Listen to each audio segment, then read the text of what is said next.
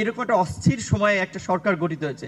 এখনই যদি তাদের উপরে চাপ তৈরি করা হয় যে আর্লি ইলেকশন, তাদের তো স্বাভাবিকভাবে ওইখানে একটা চাপ থাকে, যেটা আমাদের আরেকজন উপদেষ্টা আদিলুর রহমান সাহেব বলেছেন যে আমরা শুধুমাত্র একটা পরিবর্তন করে আপনাদের দায়িত্ব শেষ হয়ে যায়নি, এখন অনেক ধরনের ষড়যন্ত্র চলছে। আপনাদের প্রতিরোধ করার যে প্রচেষ্টা, সংস্কারের পাশাপাশি প্রতিরোধের জন্য প্রস্তুত থাকতে হবে, চোখ কান খোলা রাখতে হবে। এই যে সচিবালয়ে যে ঘটনাটি ঘটে গেল, কিন্তু কি প্রক্রিয়ায় হবে সেটি কিন্তু বলা নাই। আমাদের দলের পক্ষ থেকে আমরা সংস্কার কমিশনের কাছে একটা প্রস্তাবনা দিয়েছিলাম। এটা আমরা বিশেষ করে এখানে একটু বলতে হয় যে 2018 সালের এই কোটা সংস্কার আন্দোলনের পরে আমরা যখন দেখেছি যে আসলে এই কোটা সংস্কার আন্দোলনের পরে যখন 2019 সালে ডাকসু নির্বাচন হলো, সেখানে স্বাভাবিকভাবেই দেশের মেধাবী ছাত্ররা, তরুণরা গতানুগতিক রাজনীতির বাইরে আমাদেরকে ভোট দিয়ে নির্বাচিত করলো। এবং এটা তো সবাই বলছিল যে দীর্ঘদিন ধরে তরুণরা রাজনীতি বিমুখ।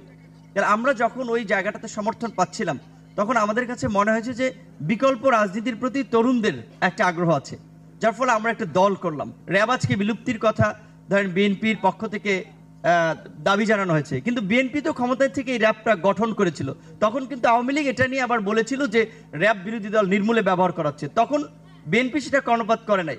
আবার বিএনপি যখন সেটার ভিকটিম হয়েছে, তখন আওয়ামী লীগ কর্ণপাত করে নাই। বিপ্লবের আগেও এটা নিয়ে খুব জোরালো ছিলাম, তারা অনেকে পজিশন চেঞ্জ করেছে সত্যিকার অর্থে, কারণ বিএনপি এটাতে আপাতত চাচ্ছে না। এর পেছনে অনেকগুলো যুক্তি আছে, এখন তারা অনেকে চাচ্ছে না। তাহলে আমরা বললাম অন্তত দ্বিকক্ষ বিশিষ্ট পার্লামেন্ট যদি আমরা করি, তাহলে আপার হাউজে সেটা হয়তো করা যেতে পারে। ওই অন্তত লোয়ার হাউজে যদি ডিরেক্ট হয়, অন্তত আপার হাউজে সংখ্যানুপাতিক হারে ভোটের অনুপাতে বিভিন্ন দলের রিপ্রেজেন্টেশন করা যেতে পারে।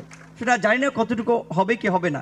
এবং ইতিমধ্যেই সংস্কার নিয়েও যে ধরনের দ্বিধা দ্বন্দ্ব এবং দ্বিমত তৈরি হয়েছে, তাদের সরকার উপদেষ্টারাও বলছে যে আমরাও একটু এখন ইন্টারিম গভর্নমেন্ট, যদি তাদের অবস্থানটা এটা হয় 1.5 বছর যেতে কিংবা 1-1.5 বছর পরে ইলেকশন হলে তারপরে কি হবে, এই প্রশাসন দিয়ে আপনি জবাবদিহিতামূলক ব্যবস্থা কিভাবে আশা করবেন, কিভাবে জনবান্ধব কর্মকাণ্ড আশা করবেন? সে তো আবার ওই আগের যারা ছিল আওয়ামী লীগকে খুশি করে তাদের নেতাদের সাথে দফা করে তারা প্রশাসন চালিয়েছে, সামনের পরিস্থিতি তাই হবে। আবার আওয়ামী লীগের যতই আমরা ঠেকাতে চাই না কেন, আওয়ামী লীগের পুনর্বাসন হবে। আর আওয়ামী লীগের পুনর্বাসন হলে আওয়ামী লীগ যদি আসে, সেটা খুব ভয়ঙ্কর রূপে আসবে। সেটা এখন আসুক, 2 বছর পরে আসুক, আর 5 বছর পরে আসুক।